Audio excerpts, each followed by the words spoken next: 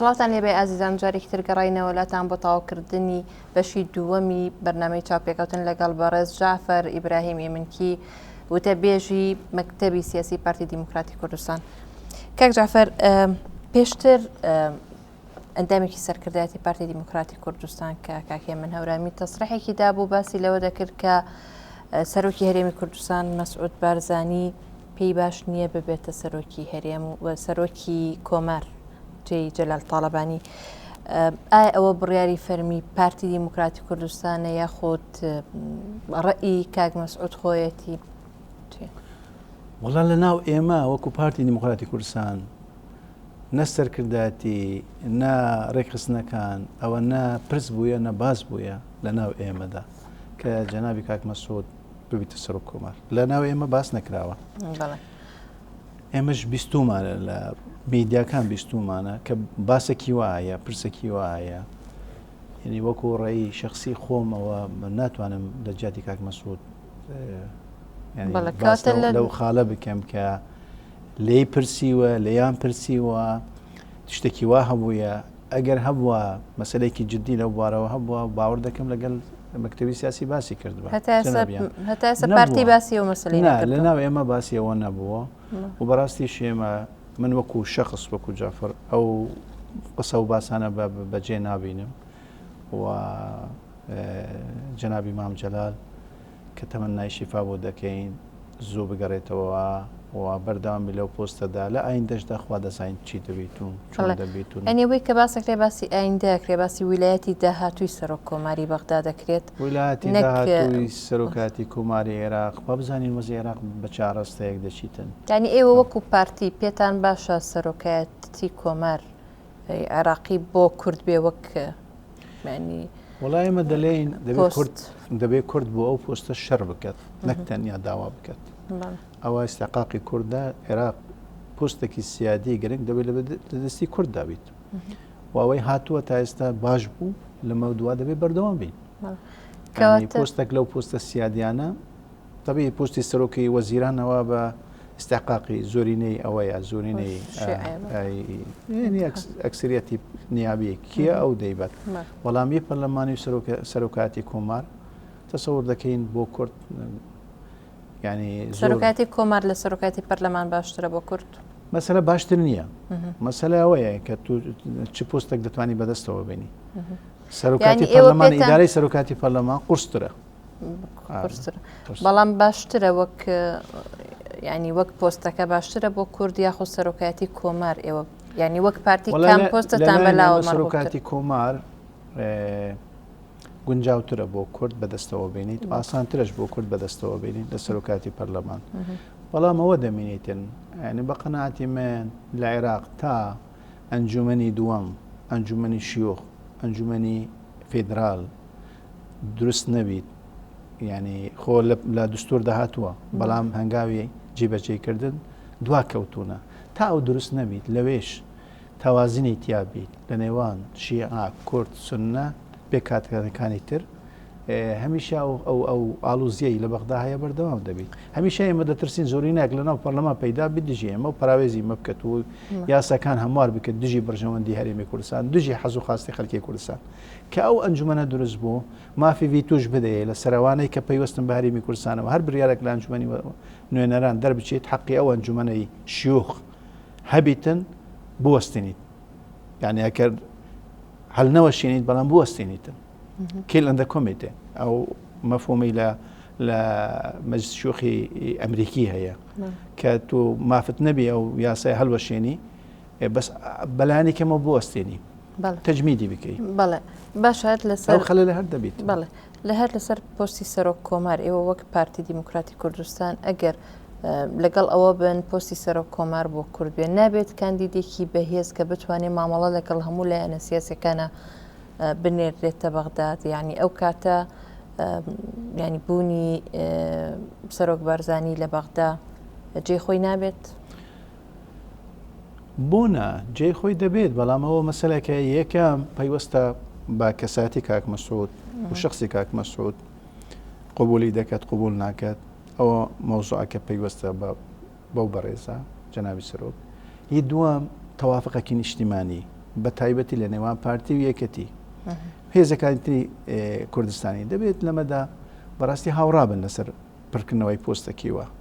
ناکرێت هەر حزبك بۆ خۆی بڵێتن من دەمەوێ بچمە پۆستە وەربگرمەوە بکەن و بەڕاستیش سیام ئەوەی بچیتە بەغدا دەبێتن پشتیوانیەکی تەواوی ئەقلیمی و عێراقی لە پشتەوە بیت ئەگینە بۆ بچیتە بەغدا کەواتە ئەگەر وا بێت وەک لە هەندێک تەسریباتی سەحەفی باسییان لێوە دەکرد سەرۆکایەتی هەرێم ئەو کاتە دەدرێت یەکێتی ئەگەر پارتی سەرۆکایەتی کۆمار لە بەغدا وەربگرێت خۆ مەسەلانە باس نەکراون وەکو گوتم بەڵام لە ئایندەدا زۆر ئاساییە تۆ پۆستەکان لە هەرێمی کوردستان دەبێت پڕکەیەوە چۆن پڕی دەکەی دەبێت بە تەوافق بیتن لەگەڵ هێزەکانی سیاسی کوردستانی و ڕەچاوی استحقاقی انتخابیش بکەیت دەرەنجامی هەڵبژاردنەکانش بکەیت. بەڵێ ئەگەر باس لە کۆنگرەی نیشتیمانی ئەو کۆنگرەی نەتەوەیی کوردستان بکەین ئاماژی ڕاستەقینە لە بەستنی کۆنگرەی نەتەوەیی کورد لە هەولێر چییە؟ ئامانجی ڕاستەقینە ئامانجی جیهانینە و هەرێماتینە کە بارودۆخی دنیا زۆر گونجاوە بۆ کورد بتوانیت پەیامی ئاشتی خۆی مەزلومیەتی خۆی مافی ڕەوای خۆی بگەهینتە هەموو کۆمەلگای نێودەوڵەتی بە تایبەتی دام و دەستگان نێودەوڵەتیەکان ئەوەی کاریگەرن لەسەر بڕیاری سیاسی لە دنیادا ئەوە نەتەوەی گرتوەکانە یەکەتی ئوروپیە جامی عەرەبیە یا دەوڵەتە دراوسێکان بەڕاستی کوردوان ناسراوە کورد نیسانێکی کێویە و لە شاخە و چەکی بەدەستە و هەمیشە حەز لە کوشتن دەکات هەمیشە حەز لە شەر دەکات تا ڕادەیەک ینی کاتەکە ئێستا زۆر گونجاوە بۆ ئەوە کۆنگرەی نەتەوەیی هەوڵەکان هەبوونە پێشتر بیرۆکە نە بیرۆکەی ئەمڕۆیە پرۆژە نە پرۆژەی ئەمڕۆیە کراوە پێشتر کراوە هەوڵی زۆر جددی کراوە بەڵام تو چۆن دەتوانێت کۆنگرەیەکی نەتەوەیی ئەمڕۆ کۆنگرەیەکی بەهێز کۆنگرەیەک هەموو هێزەکانی سیاسی بخۆوە بگریت بتوانیت ببیتە نوێنەری ڕاستەقینەی خەڵکی کوردستان ئێستا ئێمە وا دەبین وەکو ینی ئەوە وەکو پارتی دیموکراتی کوردستان کات گونجاوە پرۆسی ئاشتی لە تورکیا ئەوە بەرە سەرکەوتن دەچیت لە ئیران ئاڵوگۆری دەسەڵات ینی کەسێکی زۆن بیان ڕەو بەڕێز حەسەن ڕوحانی مژدەبەخشە هاتنی هەڵبژاردننیە و بەڕێزە بۆ پۆستی سەر کۆماری ئیران هەرێمی کوردستانی عێراق لە کاتێکی زۆر باشدایە ئێستا ینی پێگەی هەرێمی کوردستانی نێونەتەوەیی پێگەی هەرێمی کوردستان لە ئاستی عێراق وڵاتانی عەرەبیدا دووەم کوردستانی ڕۆژاواش بەڕاستی کوردستانی ڕۆژاوا ئێستا بارودۆخێکی گونجاوی هەیە ینی هەم کۆنگرەی نەتەوەی بتوانیتن پەیامی ئەوانە پەیامی ئاشتی پێکەوە ژیانی هەر چوار پارچەی کوردستان دووەم نەک پەیامی نەتەوەی بەتەنیا پەیامی نەتەوەی دیموکراسی کە هەر چوار پارچەی کوردستان نەک تەنیا چاوەڕوانی دەرفەتی دیموکراسینە بەڵکو دەتوانن شەریک بن لە دروستکردنی لە بەرەو پێشبردننی پرۆسی دیموکراسی لە ئیران لە تورکیا لە عێراقەوە ئێمە شەریکی فعلینە لە پرۆسی دیموکراسی لە وڵاتەدا حتا لە کوردستانی ڕۆژاوا لە سووریادا خەڵکێک وا دەیەوێت وێنەیەکی تر بتەتە دووزی کورد ئەم کۆنگرەیە پەیامی سەرەکی ئامانجی سەرەکی کۆنگرە ئەوەیە بتوانێت لەسەر ئاستی نێودەوڵەتی پشتەوانیەکی بەهێزتر باشتر لە جارانە بەرفراوانتر لە جاران بۆ دۆزی کوردی بەدەستەوە بینی و تەسەور دەکەیش ئەم کاتە نەبا و لە هەولێری پایتەخت نەبا کۆنگرە ناتوانیتن ئەو پەیامە بەهێزە بە دنیا بگەین تو لە ئەوروپا دەتوانی کۆنگرێک ببەستی بەس ناتوانانی بەو هێزە پەیامەکە بگەینی بە دنیا لە شوێنێکی تر بکەی ڕەنگە ئەو شوێنە گونجاو نەبێت. بەڵێ کاک جعفەر هەنگاوە فعالیەکان کە تا ئێستا بۆ ئەنجامدانی ئەو کۆنگرەیە نرابێت چین یعنی هەر تەنها ئەو کۆبوونەوەی ڕۆژەیە یاخود هەنگاوی تر هەیە ئەو کۆبوونەوەیە کۆبوونەوەیەکی گرنگ بوو و بە ئاسانیش نهاتە بوو ئەوە ئەنجامی ئاڵوگۆری بیرۆڕابوون دەزانین چەند ناکۆکیەکان لە ناو هێزە سیاسەکانی کوردی هەبوونە پێشترە تەماشای مێژوو بکەین دەبینین یعنی ناکۆکی زۆر قورس هەبوونە زۆر ینی بەرپراوە هەبوونە ئێستا ئەو ناکۆکیەکان ماون کۆنگرێ بشێک لە ئەرکەکانی کۆنگرەیە ئەوە تو بتوانانی ئەو ناکۆکیەکان بە شێوازێکی ئاشتیانە بە دیالوگ چارەسەر بکەیت نێزیکبوونە لە ناو هێزە سیاسەکانی کوردستانی پەیدا بکەیت لە هەر پارچەیەکدا دووەم لەگەڵ هەر پارچەیەک بەجیا دووەم هەمویان پێکەوە ناکۆکیەکان ئەگەر نتوانانی لە ناو ببەی چارە ئەوە بکەی ئەلەقل ینی سەر بکەیەوە و دووەم شێوازی هەماهەنگی و هاوکاریکردن بە میکانیزمی باش بە میکانیزمی مۆدێرن بتوانانی پەرە پێ بدەیت ئەمانە هەموو لە بەردەم کۆنگرەنە تەبی ئەو کۆبوونەوەیە یەکەم ئەوە بوو کە دەبووە لە ژنەی ئامادەکار لەو کۆبوونەوەیە دیاری بکەیت دەستیشان بکەیت ئەوە کرا دووەمش بەڕاستی زەمینە خوشکەر بوو بۆ ئەوەی تو بتوانی ئەو دۆسیانەی لە بەردەم کۆنگرەنە ئەوانە حاضر بکەیت بەس لەوە کرد کە هێشتا هەندێک ناکۆکی ماوە لە نێوان پلانە سیاسێک کوردیەکان بەگشتی سەرۆکی هەرێم بارزانی دوورە لە مەسلەی ئەم ناکۆکیانە لەگەڵ لایەنە سیاسیەکان ینی وەک چاودێران باس لەوە دەکەن کە پارتیش خۆی کێشەی لەگەڵ هەندێک لایەنی سیاسی هەیە لە دەرەوەی هەرێمی کوردستانی باشوور لە ڕۆژئاوا کێشەی لەگەڵ هەندێک لایەن هەیە لە باکوور کێشەی هەیە یعنی ئەو ئەتوانێت بێلایەن بێ لە کۆکردنەوەی ئەم هەموو لایەنانەدا دیارە لە کۆبوونەوەی 22 مانگ دیار بوو کە جەنابی سەرۆک بێلایەن بوو و ئەو بێلانی جەنابی سەرۆک جێگای خۆشحالی هەموو لایەک بوو چۆن داوت بۆ هێزەکانی تری سیاسی نێردرا بوو بۆ پارتی دیموکراتی کوردستان بەو شێوە نێدرا بوو و هەر لەوێش هەر لە وتەی جەنابی سەرۆک ینی وتەی لە ناو ئەو کۆبوونەوە پێشتر داوت نامەکە بوو لایەنەکانی سیاسی بێلانی پێوە دیارە و نەک لە گوتارەکە لە ڕەفتارەکانش و ئەوەی تر دەمێنیتن ئێمە وەکو پارتی دیموکراتی کوردستان یعنی ئەوەی بەڕێزت دەڵێی ناکۆکیتان هەیە لەگەڵ هێزەکانی تری سیاسی کوردستانی من هەست بەو ناکۆکیان ناکەم لە ڕۆژاوە خەڵکیانە کەنە نێزیک بە پارتی خۆی نێزیک بە پارتی دیموکراتی کوردستان فعلا نێزیک پارتی دیموکراتی کوردستان لە باکوور هەمانە بەڵام بزڕۆرە شەرت نییە ئەوان ناکۆکی لە بینی خۆیاندان هەبیت ئێمەش تەرەفێک بین لەو ناکۆکیە نەبووینە تەرەفێک لەو ناکۆکیە بەڵام بینی خۆیاندا ئێمە تەرەفێک بووینە لە چارەسەری هەوڵماندایە لە ڕۆژاوە ئەو برانە هەموو تەبابن ئەو برانە ڕێکەوە لەسەر شێوازێکی کارکردنی هاوبەش ئەوە مانگوتووە ئێمە ببین لەو لایەنانە وا ناکات کە کێشەتان بۆ دروستکە بۆ نە بزڕووەوانە بووە تا ئێستاشوانە بووە ئەوە لەگەڵ ڕۆژ هەڵات ڕاستە هەندێک لایەن زیاتر لەوەی تر نێزیکی ئێمەنە ئەوەش ینی مەسەلە دەگەڕێتەوە بە هەندە زۆفی مەوزوعی زۆفی ذاتی تایبەتی مێژووی بەڵام معاملەی ئێمە هەوڵ دەدەین بەڕاستی هەوڵمانداوە کە معاملێکی یەکسان لەگەڵ هەمویان بکەین هەر هەندێک لە چاودێران باس لەوە دەکەن کە پارتی ینی بۆیە لەم لێستەدا بە تایبەتی سەرۆکی هەرێم ئەوێت کۆنگرەی نەتەوەیی ببەستێت بۆ ئەوەی نیگەرانیەکانی ئۆپۆزیسیۆن بەرامبەر بە درێژکردنەوەی ویلایەتی سەرۆکی هەرێم ینی کەم کات لەو نیگەرانیانە کەم کاتەوە زیاتر چاوەکان بەرەو بەستنی کۆنگرەی نەتەوەیی بچێت ینی گرنگی بە کێشە ناوخۆیەکان نەدرێت ئەوە جارێکم شیکردنەوەکی بابەتی نییە شیکردنەوەکی میزاجیە بە میزاجێکی سیاسی بەرتەسکە ینی دەبێتەوە ئەو ڕاستیە باس لەوە ڕاستیە بکەین کە جەنابی سەرۆک باسی پرسی دستوری دەکرد خەڵکێک دەویست بەڕاستی ئەو پرسە زۆر ئەوە بکەن ینی کەم بایەخی پێ ببدەن ئێستاش کۆنگرەی نەتەوەی پرسێکی نەتەوەی نیشتیمانی زۆر گەورەیە جێگای خۆشحالی بوو کە هەموو لایەنەکان پێشداریان کرد تەعاملێکی ئیجابیان لەگەڵ کرد بەدەر لەو شیکردنەوەی میدیایی میزاجی کە بۆ ئەوانش بەڕاستی هەم پێداویستی نیشتیمانی و نەتەوەی ئەم قۆناغا یعنی نەتەوەی کورد کە ئێمە دەڵێن تاکە نەتەوەیە لە 40 ملیۆن زیاترە تا ئێستا دەوڵەتی خۆی نییە تا ئێستا نەدەوڵەتی خۆی نییە کۆنگرەی نیشتیمانی کوردیش نییە کۆنگرەی نەتەوەی کوردیش نییە ئەو ناشنال کۆنگرسی تەماشا بکە زۆر ملت گەلانی دنیا نەتەوەکانی دنیا زۆر بەیان هەیەە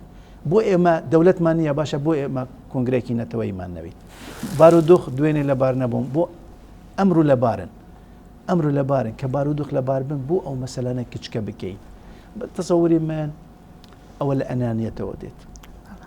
ئەنانیەتێکی سیاسی پێشەوەی بێمە سەر مەسلەی هەڵبژاردنەکان بچینە بەغدا و هەندێک ینی کێشەکانی هەرێمی کوردستان لەگەڵ بەغدا بەرەو کوێ ئایا دوای سەردانی سەرۆکی هەرێم هیچ پێشکەوتنێک هەیە یا خۆتر لە شوێنی خۆیەتی کێشەکان چارەسەرکردنیان بۆ نەکراوە پێشکەوتن ئەگەر بلێن ئەوە متمانە ینی گەڕایەوە دۆخی جاران بە تەواوی نەگەڕاوە دۆخی جاران حەقی هاوڵاتیە حەقی خەڵکی ئێمەیە لە چاوەڕوانی هەنگاوی عملی بن و ئێمەش چاوەڕوانی هەنگاوی عملینە هەنگاوی عملی لەکوێ لە حکومەتی بەڕێز مالکی پێشترش ڕخنەکانی خۆمان ئاراستەی ئەو حکومەتە کردووە ئێستاش چاوەڕوانی ئەوەینە نەک ئەوان منەتێک بەسەر ئێمە بکەن نەک خێرەی بۆ ئێمە بکەن ئەو دۆسیانەی ینی معلقن بێن چارەسەریان بکەن و لە ڕووی عملی ڕاستە لجنەیەوەی مادەی 140 کارا کراوە کۆبوونەوەی تر بە تەمامن ئەنجام بدەن من ئەنجامەکانم بەدەست نەگەیشتووە بەڵام حکومەتی بەڕێز مالێکی بە جددی وەرگرتووە ئەو سەردانش بەڕاستی سەردانێکی زۆر چاک بوو لە کاتێکی چاکدا بوو عێراق پێویستی پێ بوو ئێلەمارێمی کوردستانش پێویستیمان پێ بوو بەڕاستی کەشوو هەوایەکی ئیجابی دروستکەین و لە ڕاوکێلێکن هاوڵاتیان بڕوێنین و بتوانینەوە گەشەکردنی ئابووری و ئاوادانی لە هەرێمی کوردستان نەوەستێت ئەمە هەموو لە بەرژەوەندیدا بوو بەڵام فعلەن مەسەلە جددیەکان ماون مەسەلە جددیەکان ئێمە پراوێز کرابووین لە حکومەتی ناوەندی و لەسەر ئاستی سوپای عێراقی و لەسەر ئاستی دەم و دەستگا و ئێستاش هەندەکە و دیاردن نامویانە و دیاردە سلبیانە لە هەندە دام و دەستگا هەنە لە دام و دەستگای اتحادی ئێمە بە نیگارانیەوە تەماشایان دەکەینەوە بەداشوونیان دەکەینەوە مە داوای چارەسەری بۆیان دەکەین بەڵام دیسان ئومێدمان زۆرە کە حکومەتی بەڕێز مالێکی ئەم جارە نەک بەڵێنەکانی خۆ ڕێککەوتنەکە چێ بەجێ بکەن لە بەیانێکە فەخری کەریم کەسایەتی سیاسی عێراقی داوا لەلایەنە سیاسیەکان دەکات کە کۆ ببنەوە بۆ ئەوەی حکوومەتێکی ئینتیقالی پێک بهێن و متمانە لە مالێکی بسەندرێتەوە بە لەبەر ئەوەی کە لە ماوەی پێشوودا ئەو بواری ئەمنی لە عێراقدا بە شێوەیەکی گشتی بەرەو خراپی چوو دواییشیان ئەوە بوو کە چەنەها تیرۆریستی قاعیدە لە سژنەکانی تازی و لە عێراق ینی ڕیان هەڵهاتن بۆ چوونی ئێوە لەسەر مەسلەی ئایا ئێستا کات لەبارە بۆی جارێکی تر مەسلەی لێسەنەوەی متمانە لە مالکی بێتەوە ئارە وەڵا بۆ چوون ئێمە مناقشەی ئێمەمان نەکردووە لە مەکتەبی سیاسی بلێ ئێمە بۆ چوونی هەواڵانی مەکتەبی سیاسیە سەکرداتی پارتیمانە بەڵام دەتوانم ئەمە بڵێم ئەم لێدوانەی بەڕێز فەخری کەریم و ئەم داوایە زۆر درەنگە لە کاتی خۆ کاتی کە پەلاماری بەغدادرا لەلایەن توریستانەوە وەزعکی زۆر خراپ لە بەغدا بوو زۆر خراپتر بوو لەمە ئەمڕۆژ خراپتر بوو ینی بەغدا لە ڕۆژێکدا پەکی کەوت بە تەواوی هەتا هەواڵان دەیان گوتەمە تێستی انقلابە توریستان دەیکەن و مەلەفی ئەمنی زۆر خراپ بوو ئێستاش خراپە بەداخەوە ئێستاش زۆر خراپە و ئەو کاتە نەک لە ڕۆی ئەمنی بەتەنیا لە ڕۆی دۆسیەکانی ترش دۆسیەی سیاسی ینی پرۆسی سیاسی پەکی کەوتو بوو ئێستاش ینی پرۆسی سیاسی زۆر ئاڵۆزە لە عێراق ئەو کاتە پارتی دەست پێش خەر بوو بۆ ئەوەی ئاڵۆگۆری لە حکومەتی اتحادی بکرێت و سەحبی سەقە لە بەڕێز مالکی بکرێت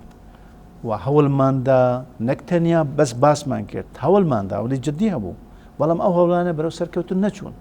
ئێستا زۆر درەنگە ئەو هەڵبژاردننی ئایندەی عێراق ینی پەرلەمانی عێراق ئەنجومەن نوێنەران ئەوە مانگی 4 ساڵی داهاتوێ مانگی 3 ساڵی داهاتوە زۆر کات نەماوە تازە باسی سەحبی سەقەی چی دەکەی ینی لەبەرەوە زۆر درەنگ بەڵێ بابینەوە سەر هەڵبژاردنەکانی هەرێمی کوردستان خۆ ئەمە دەکارەکان بۆ هەڵبژاردننی پەرلەمان ئێوە وەک پارتی دیموکراتی کوردستان ینی ئەو خۆ ئەمە دەکاریە چییە پێتان وایە کە لەم هەڵبژاردنەدا ئەتوانن سەرکەوتنێکی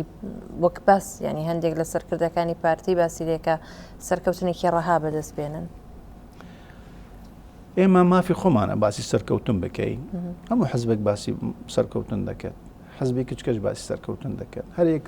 پیوانەی بۆ سەرکەوتن پیوانەی تایبەتی خۆیە ئێمەش پیوانەی تایبەتی خۆمانەیە ئێمە ئەو پیوانەی کە باسمان لێ کردووە سەرکەوتن بە نسبەتی ئێمە یەک پەشدارێکی کارا لەم پرۆسەدا دەکەین پرۆسی دیموکراسی پرۆسی دیموکراسی بەهێز ببی لە هەرێمی کوردستان ئێمە قازانجمانە پەروەردەیەکی سیاسیە و ئەم هەرێمە بە دیموکراسیە جوانە کە هاوڵاتی شەریک بی پەشدار بیت ئێمە قاعدەی تەنزیمی گەورەمانەیە لە هەرێمی کوردستان هەوڵ دەدەین ئەم قاعدەی تەنزیمی هەموو بجۆلێتەوە هەمووش پەشدار بیت و تەسەوەر دەکەین قاعدە تەنزیمیە پەشداری بکات پرۆسی سیاسی سەردەکەویت پرۆسی دیموکراسی سەردەکەویت ئەنجامەکان و کورسیەکان لای ئێمە یعنی ئێمە ئەوە بە پلەی دوام تێتن هەر چەند ژمارەمانە بیت دەوری خۆمان لە ناو پەرلەمانی کوردستان دەگەڕین لە چاپێکەوتنێکی پێشوو لەگەڵ NRT باست لەوە کرد کە دابەزین بە لیستی جیا لەگەڵ یەکێتی نیشتیمانی کوردستان تەکتیکە ئێستا شەرە و ڕات هەیە یاخود مەسەلە ئەو قسەیە ئەو مەبەستی من هەم بوو بەڕاستی خەڵکە بە شێوازێکی تر تێگەشت بوو کە تەکتیک هەردوو لامان دانیشتینە و پیلان دەگێڕی شتیوان نەبووە ئەوە بیر و ڕابوون مەسەلە لای تەکنیک و تەکتیک ئەکە لێکی بدەیەوە لە بواری هەڵبژاردنە زۆر ڕەوایە باسی لێ بکەیت لیستی جیاواز یعنی هەر یەک بخۆ بە تەنیا بێتە خوارێ دەتوانانی ژمارەی دەنگیەکانی خۆی زیاد بکات بۆ یعنی خۆ ئێستا و دەرفەتە نییە ئینسان باسی لێ بکات بە دیر و درێژی بەڵام 100 کاندیدە تەبیت 100 کاندید هەر 100 بۆ یەک بۆ 100 یعنی مەبدەکە وایە لەبەر ئەوە دەنگی زیاتر بەدەستەوەی یەکێتی نیشتیمانی کوردستانش بە هەمان شێوە دەرفەت نادەی